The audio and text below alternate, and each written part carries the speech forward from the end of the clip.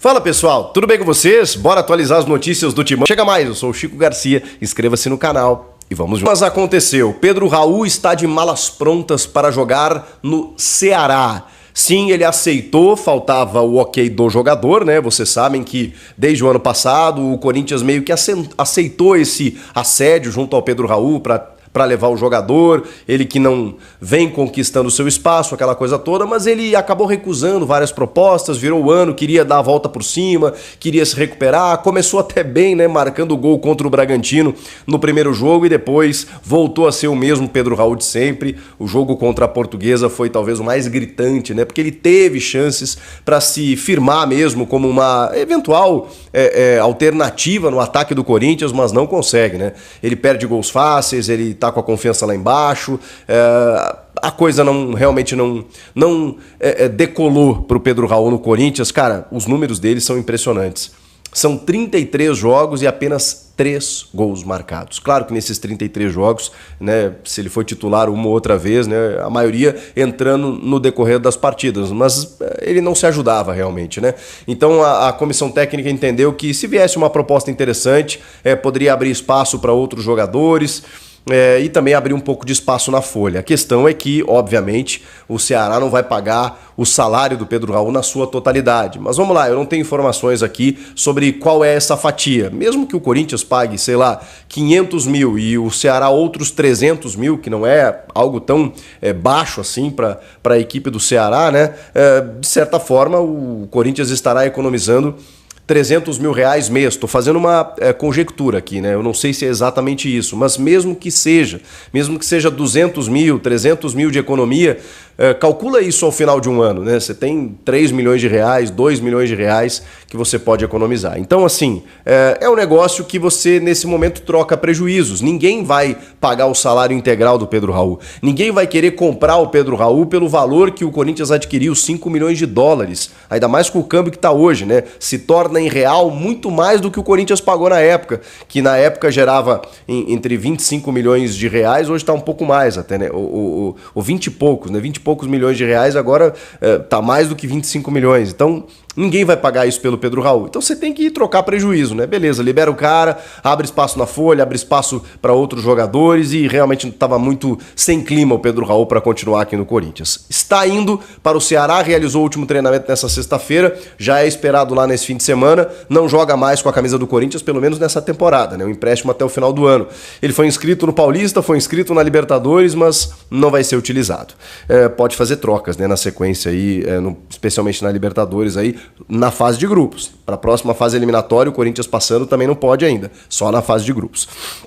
Vamos lá, vamos falar sobre uma entrevista que o Mateuzinho deu pra rapaziada do Podpah. Pô, recebi lá o Igão e o Mítico no podcast que eu tenho com o Denilson Show, que papo da hora. Que papo bacana, fiquei mais fã ainda dos moleques, né? Gente boa, história de vida muito legal, quem quiser conferir lá. E eles têm uma proximidade muito grande, né, com os jogadores do Corinthians, volta e meia estão lá nos estúdios do Podpah para resenhar, e o Mateuzinho esteve por lá. E o Mateuzinho foi questionado sobre esse jogo horroroso, modorrento, né, que o Corinthians acabou protagonizando na Venezuela contra a UCV, né, a Universidade Central da Venezuela. E ele disse... ele usou essa expressão, tá? Que os jogadores quase saíram na mão no vestiário depois do jogo. Depois ele até ponderou, né? Quando eu digo quase saímos na mão é que, cara, a cobrança foi muito forte. E essa cobrança tem que existir. A gente não ficou satisfeito. Então, o que eu imagino? Eu imagino que, assim, algumas lideranças do elenco, e a entrevista do Hugo Souza, por exemplo, ela deu esse sinal... que, cara, não podemos jogar desse jeito. O próprio Ramon disse, pô, os caras deixaram de correr no segundo tempo, então o bicho pegou. Claro, não em termos violentos, em termos de vias de fato, a gente não sabe o que acontece no templo sagrado do vestiário. Mas para o jogador revelar isso naquela conversa ali, onde eles se sentem muito à vontade, com amigos, né, com a rapaziada do Podpah, o Mateuzinho revelou esse ingrediente de que, cara, a cobrança foi, irmão, do tipo, o que tá acontecendo? Esse não é o Corinthians, a gente não pode dar esse mole. E aí isso me dá um sinal de verdade muito positivo, porque é o que tem que acontecer. Não adianta o Chico Garcia aqui ficar berrando que a postura foi inaceitável. A principal organizada do clube emitiu uma nota dizendo que aquela postura não foi de Corinthians. O torcedor na rede social se manifestar dessa maneira. Não pode apenas ficar nisso. Os caras têm que ter esse entendimento. O que me preocuparia seria se os caras chegassem a público e dissessem: não, gente, a gente jogou bem, a bola não entrou. Não, a gente buscou o resultado. Não, aí seria uma desconexão com a realidade, não é o caso. Eles entenderam onde estava o problema. Não só eles, o Ramon Dias também parece que entendeu muito, e cabe a ele, ao Emiliano, aquela conversa, aquele papo reto. Eles já têm um tempinho de trabalho para ter essa relação direta com os jogadores que compraram a ideia dos caras no ano passado e que tem que comprar esse ano também. Então, esse relato do Mateuzinho, ele me indica que o Corinthians não vai sossegar enquanto não esmagar o adversário na quarta-feira. É o mínimo que eu espero, gente. Olha, é de 4 para cima, é o mínimo que eu espero. Contra um time inqualificável como é da Universidade Central, você não pode deixar a brecha. Você tem que atropelar, esmagar, empurrar, não tem jeito. Só que o Corinthians tem uma maratona a partir de agora, né? Porque joga domingo contra o Guarani, última rodada do Paulista, o Corinthians já classificado. Ainda está em jogo a liderança geral, porque o São Bernardo pode chegar aos mesmos 26 pontos do Corinthians, e se o Corinthians perder, ele iguala em pontos. Eles terão o mesmo número de vitórias e aí a diferença vai estar no saldo. O Corinthians tem 2 a mais de saldo do que o São Bernardo. Só que, vamos lá, né? Esse saldo, ele se altera quando o São Bernardo faz um gol e o Corinthians toma um. Então, se o Corinthians perder, que é o que vai acontecer a igualdade de pontos, né? Se o Corinthians perder por um placar simples de 1-0, de 2-1, por exemplo, ele vai diminuir 1 no saldo. Se o São Bernardo vencer o seu jogo, que é o São Paulo no caso, por uma vitória simples de 1-0, de 2-1, esse saldo se iguala. Esse 2 de saldo, ele perde um aqui e perde outro aqui. Né? Perde um aqui, pum! Fica 5-5 no caso. Na verdade fica... Eu sou ruim de matemática, tá, gente? Mas esse saldo de 2 diminui na medida em que ele toma um gol e o São Bernardo faz outro, tá? Acho que é 6-6. Eu sou péssimo na conta. Meio Casagrande agora. Mas vocês entenderam, né? Aí vai para número de gols marcados. E número de gols marcados, por conta da vitória, né, nessa hipótese aqui, ela só aconteceria com a vitória do São Bernardo, ele ultrapassaria o Corinthians em número de gols marcados. Teoricamente, né? Senão a gente vai né, empurrando os critérios. Mas assim, tudo isso será resolvido se o Corinthians vencer o Guarani nessa última partida, nessa última rodada, porque aí nada do que o São Bernardo fizer vai fazer com que o São Bernardo alcance o Corinthians. E aí o Corinthians garante, com o empate já garante, né? Com o empate já garante a primeira colocação geral. E aí vai decidir na Neoquímica Arena até o final da competição, numa eventual final contra o próprio São Bernardo, o Corinthians decide em casa. Contra qualquer equipe, decide em casa. Por isso que é muito importante.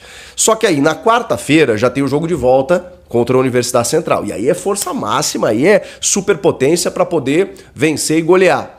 Só que aí no outro final de semana já é jogo das quartas de final contra o Mirassol, que pode ser no sábado ou no domingo. No sábado vai ficar apertadinho, né? No domingo vai ter um tempo maior. Só que na outra semana já tem a outra fase eliminatória, o Corinthians passando, né? E a gente espera que passe, contra um time equatoriano. Ou o Barcelona de Guayaquil, que deve ser, ou é o Nacional, também do Equador. E o primeiro jogo é fora. Então, se ele jogar no domingo, ele já tem que meter marcha na segunda-feira pro Equador, terça-feira treinar lá e quarta já jogar. Se jogar no sábado, vai ser mais de boa, porque aí ele tem domingo ainda para descansar, dar uma treinada, viajar na segunda, vai ter um dia a mais de preparação. Então, tudo isso vem pela frente agora nos próximos dias para o Corinthians. Último jogo agora do Paulista na fase de grupos. Na quarta-feira, o segundo jogo contra a Universidade Central da Venezuela, pré-Libertadores. Final de semana que vem, do dia 1º ao dia 2 de março, quartas de final do Paulista contra o Mirassol. E na outra semana já começa a disputa da pré-Libertadores contra um time equatoriano. E aí depois vem, se o Corinthians avançar, semifinal de Paulista. Irmão, aí é toque de caixa, loucura. O time que vai a campo no domingo, ele é uma incógnita, né? Mas o que a gente tá imaginando? Entre esses jogos aí da pré-Libertadores, que o Corinthians agora não vai poder esmorecer, né? Porque se tivesse encaminhado a classificação goleando os caras na ida, poderia relaxar na volta, não é o caso. Então, Vamos lá. Donelli no gol. Eu tô imaginando, tá? Léo Maná na direita. Dupla de zaga, Kaká e Félix Torres, uma dupla reserva, com o Matheus Bidu na esquerda, que nesse momento é reserva. Depois eu vou fazer minhas ponderações, tá? O meio de campo, para manter o losango, Ranieri tá fora, tá machucado. Rian, abrindo o meio campo, Maicon por um lado, Charles por outro, Coronado na ponta do losango. Ataque com Thales Magno e Héctor Hernandes. É o que pode ser feito nesse jogo, utilizando reservas, alternativas e descansando os titulares. Tem algumas situações aqui. A gente está falando de alguns jogadores pendurados e que podem desfalcar o time já contra o Mirassol na primeira partida, na partida das quartas de final, que é jogo único, na Neoquímica Arena. A dupla de zaga Kaká e Félix Torres. Será que ele muda exatamente por isso? Dá uma chance para o Renato, por exemplo? Ou coloca o João Pedro? O João Pedro não está pendurado, mas ele é titular. Ok, ele tá bem, né? Garotão, tudo. Se ele tiver em condições, beleza, mas você pode desgastar o cara 3 dias antes de um confronto importante pela pré-Libertadores. Mas beleza, a dupla seria Kaká e Félix Torres. Ah, mas bota o André Ramalho, já que o Félix Torres daqui a pouco pode ser titular ao lado do João Pedro. Só que o André Ramalho também tá pendurado. Então, tem 3 zagueiros aí que tem 2 cartões amarelos. Tomando o terceiro, eles não jogam contra o Mirassol. Isso também vai ter que ser estudado pela comissão técnica aí do Ramon. O José Martínez, que eu nem tô cogitando, porque vai ser titular, ainda mais com a lesão do Ranieri, ele também tem 2 amarelos. Então, segura o José Martínez. Outro que tem 2 amarelos, o Rian. Só que aí, ele pode tirar um volante, ele pode fazer um meio campo com o Maicon e o Charles e o Coronado, 3 meio-campistas e 3 atacantes. Até porque o Guarani, o Guarani ainda tá vivo no grupo do Santos, né? Tá vivo buscando classificação, vai ter que jogar. E aí o Ramon pode fazer um time com o Héctor, o Thales e o Romero, botando mais um atacante, botando apenas 3 volantes, mudando o sistema tático. São as opções que ele tem, dos pendurados, né? Kaká, Félix Torres, André Ramalho e José Martínez, além do Rian. São esses pendurados. Se ele não colocar, é mais, mais protegido, né? Você não colocar esses jogadores pendurados. Ao mesmo tempo, ele não tem muitas opções na defesa, né? Dá chance pra molecada na zaga aí, pro Renato, enfim. E na esquerda, eu botei o Bidu aqui, que hoje é reserva dele. Bota o Palácios, né? Bota o Palácios. Pelo amor de Deus, cadê o Palácios? Fala, fiel, fala nação corintiana, tudo bem com vocês? Meus amigos, informações confirmadas aí pelo jornalista Chico Garcia, beleza? Então, se você é novo no canal, deixa aí a sua inscrição, deixa o seu like, deixa o seu comentário, se inscreve no canal aí com força, beleza? Meus amigos, graças a Deus o Pedro Raul foi embora. O Pedro Raul vai vazar aí do clube do Corinthians, vai jogar no Ceará, que nem eu trouxe aí no último vídeo. Um inscrito aí até perguntou qual era a negociação milionária. Realmente porque ele iria sair do Timão para jogar no Ceará, tá? Essa negociação milionária aí. Eu trouxe ontem, se eu não me engano, no vídeo. Que também foi confirmado pelo Chico Garcia, beleza? Então, Pedro Raul aí pra mim não dá certo, não deu certo na equipe do Corinthians. Ele vai tarde, era pra ter acontecido isso há muito tempo, tá? E o jogo do Timão amanhã com certeza vai ser mais uma vitória aí pra nós. Ok? Então é isso, força pra todos. Até o próximo vídeo e vai, Corinthians!